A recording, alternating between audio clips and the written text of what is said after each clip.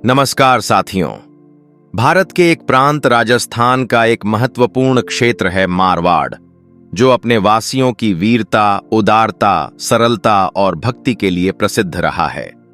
इस भूमि के प्रतापी शासक राव दुदा सिंह थे, जिनके चौथे पुत्र रतन सिंह और उनकी पत्नी वीर कुंवरी के घर 1504 में मीरा का जन्म हुआ। मीराबाई के दादा राव दुदा सिंह तलवार के धनी तो थे ही, वृद्धावस्था में उनके हृदय में भक्ति की धारा भी बहने लगी थी। पुष्कर आने वाले संतों को वे मेड़ता आमंत्रित करते, जहां संपूर्ण राज परिवार उनके साथ सत्संग में भाग लेकर धन्य हो जाता था। मीरा का लालन पालन राव दूदा जी की देखरेख में हुआ। मीरा का सौंदर्य अनुपम था और उनके भक्ति संस्कारों को दूदा जी पोषण दे रहे थे।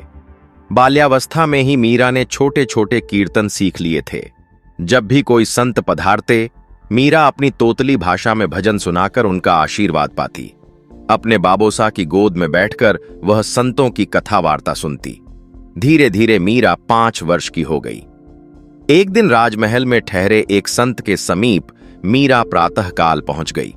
वे उस समय ठाकुर जी की पूजा कर रहे थे। मीरा ने प्रणाम कर उनके पास बैठते हुए कई प्रश्न पूछ डाले। यह छोटे ठाकुर जी कौन हैं? आप इनकी पूजा कैसे करते हैं? संत ने मीरा के हर प्रश्न का उत्तर दिया। मीरा बोली, यदि यह मूर्ति आप मुझे दे दें तो मैं भी इनकी पूजा करूंगी। संत ने कहा, नहीं बेटी, अपने भगवान किसी को नहीं देने चाहिए, वे हमारी साधना के साध्य हैं।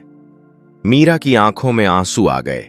उसने ठाकुर जी की ओर देखा और मन ही मन कहा, यदि तुम स्वयं ही न आ जाओ तो मैं तुम्हें कहां से पाऊं।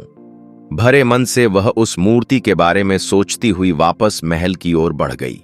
ऐसी ही अद्भुत और अनसुनी कहानियों के लिए हमारे चैनल को सब्सक्राइब जरूर कर लें।